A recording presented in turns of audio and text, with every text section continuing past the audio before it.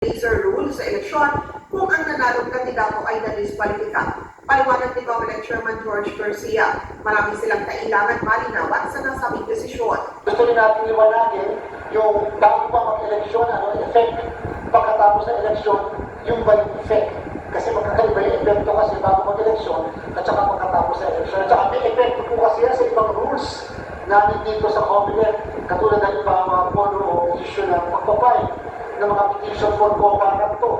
So halimbawa po ba, pinailan yung petition for go warrant to, technically parang disqualification yan. So ang uupo ba ay hindi yung natalo na second place kung hindi succession.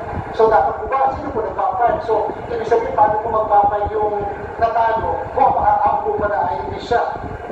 So medyo yan po yung mga implikasyon na gusto po natin mapag-aralan mabuti. Kung kaya po pinag-iisipan namin na mag-file ng motion for reconsideration. Problemado rin ng Comelec dahil may mga inilabas na sila at ilalabas pang desisyon na nag-disqualifika at nagkansila ng kandidatura ng nanalong kandidato. Kabilang sa pinakabago ay ang pagkansila sa Certificate of Candidacy ng nanalong kongresista sa ika-6 na distrito ng Maynila na si Joey Uy.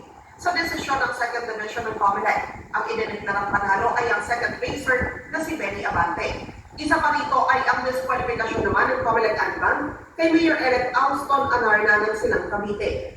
Pinagbatayan ng poll body dito ang hatol ng Ombudsman sa kanyang perpetual disqualification sa paghawak ng pwesto sa gobyerno. Ayaw po natin muna pangunahan yung pwede mangyari.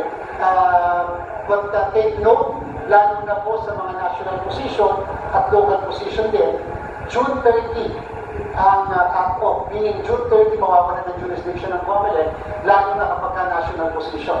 Lalo na kapag congressman o senador, wala kang jurisdiction by June 30.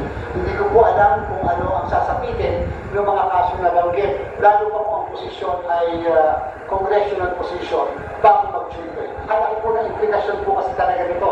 Napakalaki na implikasyon nung kung sino ang makakaupo after the election or before the election, after the election, cancellation ba o disqualification ng candidacy. Una dito, sabi ng Korte Suprema, walang legal na basihan para iproklamang nanalo sa local elections ang second placer o pangalawang nakakuha ng mataas na boto kung na-disqualifika o naging ineligible ang nanalong kandidato. Sabi ng SC, batay sa nagkasaad sa local government code, dapat pairalin ang rules on succession sa kaso ng lahat ng permanent vacancy. Nagugat ito sa petisyon ni Dato Pax Mangudalato na una nang nakansila ang kandidatura bilang gobernador ng Sultan Kudarat dahil sa issue ng residency.